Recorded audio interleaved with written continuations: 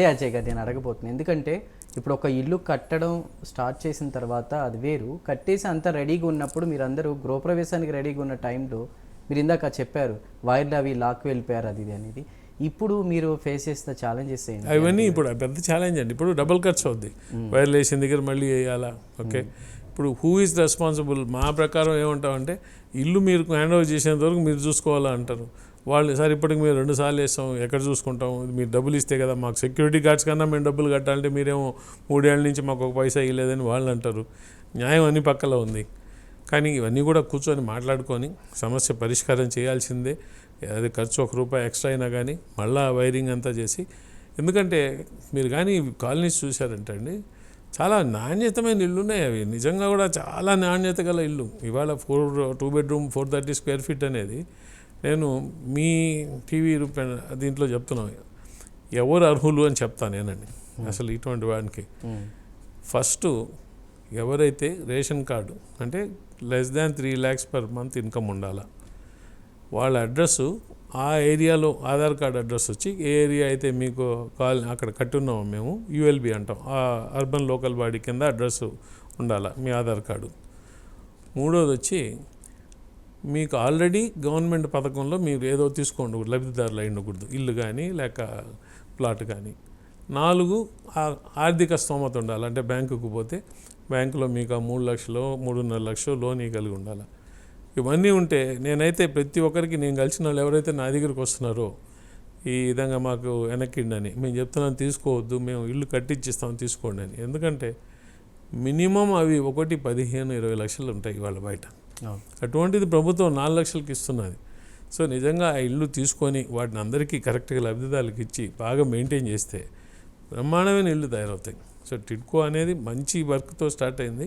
ఖచ్చితంగా కూడా we want to see through the end. అంటే ఇప్పుడు మీరు చెప్తుంటే చాలామందికి కూడా నిజంగా ఇల్లు లేని వాళ్ళకి మాకు కూడా టిడ్కో ఇల్లు వస్తే బాగుంటుంది అని అనిపిస్తుంది.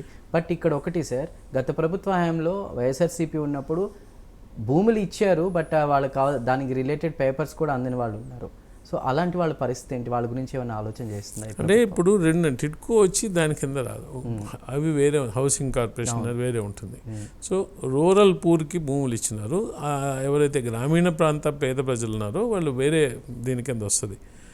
కానీ ఇక్కడ జరిగింది కొన్ని మా దృష్టికి వచ్చింది ఏంటంటే టిడ్కో ఇల్లు ఇచ్చి మీరు ఇవి వద్దని చెప్పండి, మేము మీకు భూమి ఇస్తామని చెప్పి చేసినవి కూడా ఈవెన్ అర్బన్ ఏరియాస్లో కూడా ఉన్నాయి, చాలా మా దృష్టికి వస్తున్నాయి.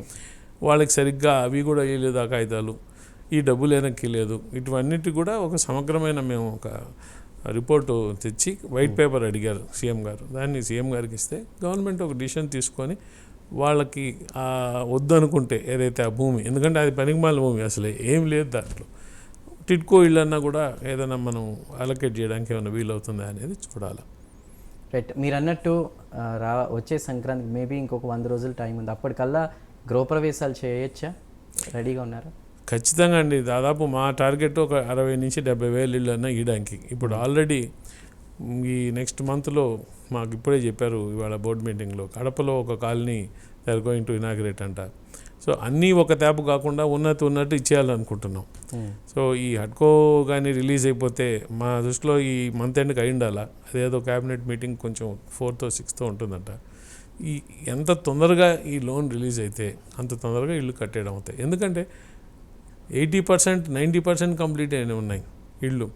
ఇప్పుడు మనం మళ్ళీ పోయి ఎక్కడెక్కడ డ్యామేజ్ అయిందో అవన్నీ చూసుకొని చేయాలా, అది కొంచెం టైం టేకింగ్ ప్రాసెస్.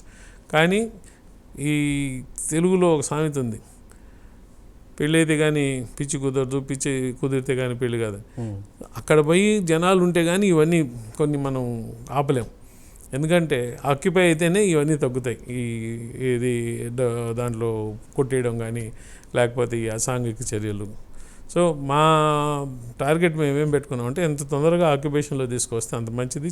చిన్న ఏదైనా ప్రాబ్లమ్స్ ఉంటే ఆక్యుపేషన్లో ఉండి కూడా వాటిని మనం క్లియర్ చేసి ఇస్తామని.